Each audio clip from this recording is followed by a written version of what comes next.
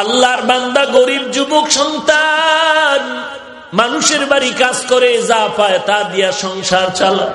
আজকে বাজারে গেছে টাকা নিয়া বেতন নিয়া বাজার করবে, গিয়া শুনে আল্লাহর কালাম পাওয়া যায়, ঘরে রাখলে বরকত। আল্লাহর কালাম কোথায়? বলে অমুক লাইব্রেরিতে যাও। গিয়া বলে ভাই এমন একটা কালাম আমি চিনি না, ঘরে রাখলে নাকি বরকত হয়। বলে হ্যাঁ। বলে না আমার একটা কালাম দেও। আল্লাহর কালাম টাকা দিয়া কিনিয়া বান্দায় মাথায় নিছে। বলে এটা নিচে রাখবা না, মাথার উপরে সম্মানে রাখবা। আল্লাহর বান্দা মূর্খ মানুষ, আল্লাহর কোরআন সম্পর্কে কোনো ধারণা নাই। এতটুকু জানছে এটা সম্মানের কিতাব, এটা নিচু জায়গায় রাখবা না। আল্লাহর বান্দা কোরআন মাথায় নিয়ে বাড়িতে রওনা। ঘরের দরজায় গিয়া বলে রে বিবি মনে কষ্ট নিও না, আজকে বাজার আনি না, এক আল্লাহর কালাম নিয়ে এসেছি। জীবনভর খানা খাইলাম, আজকে একটা রাত খানা খাবো না। ঘরের মধ্যে ঢুকিয়া আল্লাহর কোরআন রাখার মতো ভালো জায়গা নাই। বলে স্ত্রী এটা উঁচা জায়গায় রাখতে হবে, ছোট জায়গায় নিচে করা যাবে না। স্ত্রী বলে তুমি আমি গরিব, ভালো ঘর নাই কোরআন রাখার, ফিরাইয়া দাও তাড়াতাড়ি। বলে এই রাত্রে তো ফেরত দেওয়া যাবে না, যদি দিতে হয় তো কালকে সকালবেলা গিয়া ফেরত দিতে হবে। অন্তত আজকে রাত্রটা কোরআন নিয়ে আমাদের রাত কাটাতে হবে, তো কোথায় রাখবো? স্ত্রী পরামর্শ দেয় যেহেতু এটা বরকতের কালাম, অতএব আমি অর্ধেক রাত্র মাথায় নিয়ে দাঁড়ায় থাকি, তুমি ঘুমায় যাও, আর বাকি অর্ধেক রাত্র আমি একটু রেস্টে যাব, তুমি মাথায় নিয়ে দাঁড়ায় রাত কাটা। স্ত্রীর পরামর্শ অনুযায়ী স্বামীও রাজি হয়ে গেল। আল্লাহর কালাম স্ত্রী মাথায় দিয়ে পাহারা দেয়। আল্লাহর কালাম, আল্লাহর বান্দা ঘুমায়, আল্লাহর বান্দি কোরআন মাথায় নিয়ে দাঁড়িয়ে আছেন। অর্ধরাত্র স্ত্রী, অর্ধরাত্র স্বামী। ফজরের আজান হয়ে গেল, একজন ওযু বানাইয়া নামাজ পড়লেন। সকালবেলা বলে কোরআনটা বাজারে ফেরত দাও। আল্লাহর বান্দা বলে এত কষ্ট করে আল্লাহ ভিতরে কি আছে একটু খুলিয়ে তো দেখলাম না। দোনোজনে বসিয়া বলে দেখি আল্লাহর কালামটা কেমন। আল্লাহর বান্দার বান্দি দোনোজনে কোরআন খুলিয়া পৃষ্ঠা উল্টায় আর বলে হাযা কালামু রাব্বি, এটাই কি আমার মালিকের কালাম, এটাই কি আল্লাহর কথা। এই কোরআন পৃষ্ঠা উল্টায় আর দেখে, আর চোখের পানি ছাড়িয়া কান্না করে, কোরআন বুঝতে পারি না, চিনতে পারলাম না। আল্লাহ বলেন বান্দা আমার কোরআনের যারা সম্মান করছে আমি তোদের সম্মান বাড়ায় দিব। দোনোজনে পৃষ্ঠা উল্টানোর পরে স্ত্রী স্বামীকে বলে কি বুঝলা? স্বামী স্ত্রীকে বলে তুমি কি বুঝলা? বলে জানি না, কেমন যেন পুরা কোরআন আমার মুখস্থ হয়ে গেছে। স্বামীও বলে আলহামদুলিল্লাহ আমারও পুরা কোরআন মুখস্থ হয়ে গেছে। ওরে আমার মাওলা যেটা বান্দা পারে না সেটা আমার আল্লাহ পারেন কি পারেন না? গজনবীর বাদশাহ সুলতান মাহমুদ ইন্তেকাল হয়ে গেল। স্বপ্ন যোগে দেখানো হলো মাহমুদ কবরের কি হালাত। বলে আল্লাহ আমাকে মাফ করে দিয়েছেন। বলে কিসের বিনিময়? বলে আমি আল্লাহর কোরআনের সাথে একটা ভালো আচরণ করেছি এই কারণে। বলে কি আচরণ? ঘটনা হলো তিনি একদিন সফরকালে কোনো এক বাড়িতে মেহমান হলেন। এমন একটা ছোট্ট ঘর, থাকার জন্য যে রুমটা দিলেন, বিছানায় শুইবে এমন সময় দেখে রুমের এক পার্শ্বে কোরআন শরীফ রাখা আছে, এক জিলদো। চিন্তায় পড়ে গেলেন আমি এখানে শুয়ে থাকবো, এই রুমে কোরআন থাকবে তা কেমনে হয়? কোরআনটা হাতে নিয়ে আর এক রুমে রাখতে যায়, অন্য রুমে রাখিয়া দেই কোনো বেয়াদবি যেন না হয়। মাহমুদ গজনবী কোরআন শরীফটা হাতে নিয়ে অন্য রুমে যাবে, কিছু দূর যাইয়া দাঁড়ায় গেলেন। চিন্তা করে আরে আমি এখানে আরামে ঘুমাবো, কোরআন শরীফ সরায় দিব না, না না না, আমি অন্য রুমে গিয়া ঘুমাবো। আল্লাহর কালাম এখান থেকে সরাবো, আল্লাহর কালাম জায়গায় রাখবো। আমি আবার উল্টা ইসা যখন কোরআনটা আজমতের সাথে ওখানেই রাখলাম, আমি বিছানাটা নিয়ে একটু নিম্ন জায়গায় শুয়ে রইলাম। আল্লাহ পাকে কোরআনের এই আদব রক্ষা করার কারণে আল্লাহ আমাকে মাফ করে দিয়েছে। আজকে দুঃখ লাগে কোরআনের আজমত কোথায়? ছাত্র ভাই আমি তো মাদ্রাসার খেদমত করি, বড় দুঃখ এখানের হালাত জানি না যে ছাত্ররা কোরআন শরীফ পড়ে। ক্লাসে বসি, কোরআন শরীফ কিরে তোর নিজের না, পুরান দুরান পাতা ছেঁড়া। বেটা তুই এত টাকা দিয়ে জামা পরলি, পাগড়ি কিনলি, জুতা কিনলি, চাদর কিনলি, ওরে আল্লাহর কোরআনটা তুই কিনতে পারলি না, নিজের কোরআন পড়তে পারলি না। কার কোরআন পাইছো টেবিলের উপরে নিয়ে আসি, বড় দুঃখ। একটা কোরআন শরীফ 150 টাকা 200 টাকা দিয়ে হাদিয়া দিয়া নিজের মনে করে পড়বে না, ছাত্রদের কিতাব কিনবে, কিতাবের নোট কিনবে, সব কিনবে, আল্লাহর কোরআন কিনে না। আল্লাহ হেদায়েত দান করেন। ওয়ানুনাজ্জিলু মিনাল কুরআনি মা হুয়া শিফা, হলো একটা ঔষধ, এমন দামি এক ঔষধ।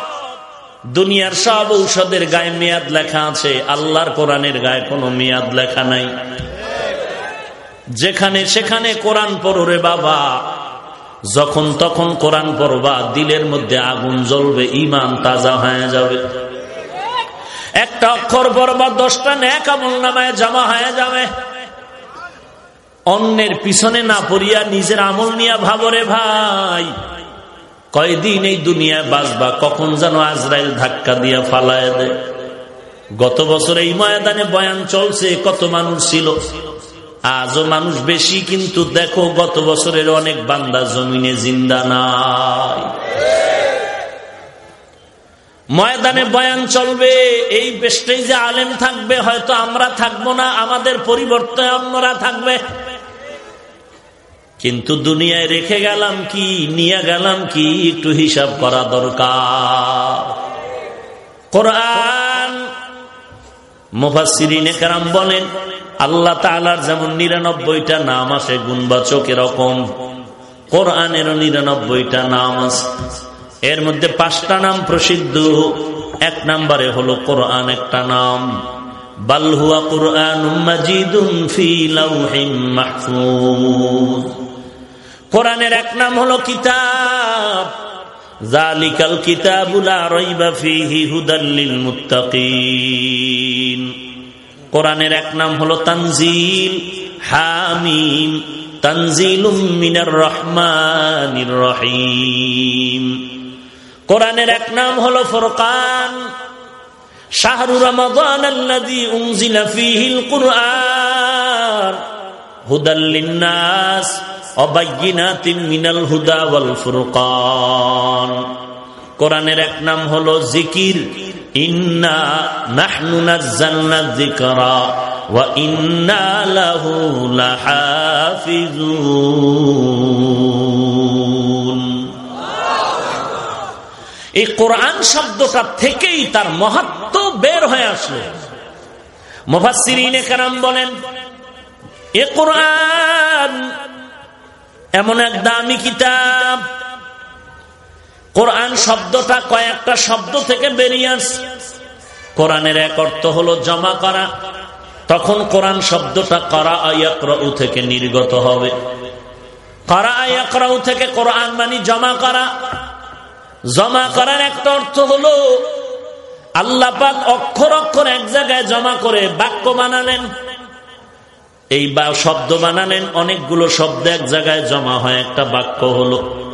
অনেকগুলো বাক্য এক জায়গায় জমা হয় একটা সূরা হলো। অনেকগুলো সূরা জমার মাধ্যমে একটা কোরআন শরীফ হয়ে গেল। জমার 2 নম্বর অর্থ হলো আল্লাহ পাক রব্বুল আলামিন এই সিনার মধ্যে কোরআন জমা করে দিবেন, কারো মুখস্থ করার কোনো তাড়াহুড়ার দরকার নাই। নবী জিহ্বা মুবারক নারায় নারায় কোরআন শরীফটা মুখস্থ করার জন্য তাড়াহুড়া করতেছেন। আল্লাহ পাক বলেন, লা তুহাররিক বিহি লিসানাকা লিতাজালা বিহি ইন্না আলাইনা জামআহু ওয়া কুরআনা। ও পয়গম্বর, তাড়াহুড়া করার দরকার নাই, আমি আল্লাহ আপনার সিনার মধ্যে পুরা কোরআন শরীফটা জমা করে দিব। ঘোষণা কার? আল্লাহ কোরআন শরীফ সিনায় জমা করে দিবেন। কথা তো বাস্তব, জমা তো করিয়েই দিলেন, কিন্তু হেরা গুহার মধ্যে ঢুকায় চাপ দিলেন কেন? যেই চাপের কারণে নবীর জ্বর উঠে গেল। নবীরে চাপ দিয়া জ্বর উঠায় দিলেন, 1টা না 3 বার। আল্লাহ তো তখনও পারতেন নবীর সিনায় কোরআনটা জমা করে দিতে, চাপ দিলেন কেন জিব্রাইলের দিয়া? কি ভাই আপনারা মোনাজাত দিয়া দিতে বলেন? তা আমি উঠা বসা একবার পছন্দই করি না। আমারে 2টা থাপ্পড় দেন, আমি মেনে নিব। মজলিসের সাথে বেয়াদবি আমি মেনেই নিতে পারি না। আমি মোনাজাত দিয়ে দেব উঠলেই, কারো জ্যৈষ্ঠ মাস, কারো সর্বনাশ। আল্লাহ হেদায়েত দান করুক। কপাল পুরলে আর কি করার। ভাইরা আমার, আল্লাহ তো পারতেন নবীর সিনায় কোরআন জমা করে দিতে, কিন্তু 3 বার চাপ দিলেন কেন? তাও 3 বার দিলেন কেন? এক চাপ দিলেও তো হতো। মুফাসসিরিনে কেরাম বলেন, ও মানুষ, আমার নবী কিয়ামত পর্যন্ত ডাক্তার হয়ে থাকবে, আর কোন ডাক্তার আসবে না। আমি আল্লাহ নবীর জিব্রাইলের দিয়া চাপ দিয়া দেখায় দিলাম, এটা ইলমের নূর। এ কোরআনের আসমানের ইলমের নূর যদি কেউ নিতে চাও, আমার নবীরে চাপ দিয়া দেখায় দিলাম, কিয়ামত পর্যন্ত এই ইলম নিতে হলে কষ্ট ছাড়া পাইবা না। এই জন্য 5 বছর আগে মাদ্রাসা টিনের ঘর, বাথরুম 5টা, থাকতে খাইতে বাথরুমে গোসলে কষ্ট। 5 বছর পরে 5 তলা বিল্ডিং হয়ে গেল, বাথরুম 100 হয়ে গেল, এরপরও কষ্ট কমে না। খানায় কষ্ট, ঘুমে কষ্ট, বাথরুমে কষ্ট। কারণটা কি? টাকা আগে দিত মানুষ 5000, ছাত্ররা টাকা দিতে পারত না, 1 টাকা, 2 টাকা, 5 টাকা। আর এখন লক্ষ লক্ষ টাকা দান করে, এরপরও খানার কষ্ট কমে না, ঘুমের কষ্ট কমে না। ওরে সরকার যদি বলে তোরে বছরে 5 কোটি টাকা দিব, তারপরও ছাত্রের কষ্ট কমবে না। কারণ আল্লাহ তাআলার নিজাম, এই ইলম নিতে হলে কষ্ট তোমার করতেই হবে। আর যে যে পরিমাণ কষ্ট করবে ইলমের জন্য, সে তত চমকায়া যাবে। আমরা যে সমস্ত ওস্তাদদের থেকে লেখাপড়া শিখছি, তাদের কষ্টের কাহিনী শুনলে চোখের পানি ধরে রাখা যায় না। আবার তারা যে ওস্তাদদের থেকে লেখাপড়া শিখলেন, তাদের কষ্টের কোনো সীমা নাই। আল্লাহর নবীকে চাপ দিয়ে দেখায় দিলেন, ইলম নেওয়ার জন্য কষ্ট করা লাগবে। সম্মানের চেয়ারে বসার জন্য 2 পুঁজির একটা লাগে, 2 পুঁজির একটা লাগে সম্মানের চেয়ারের জন্য। হয়তো শিক্ষাগত যোগ্যতা লাগবে, না হয় বান্দার দুনিয়ার মাল, টাকা পয়সা লাগবে। এরে বান্দা, ইলমের দাম কত?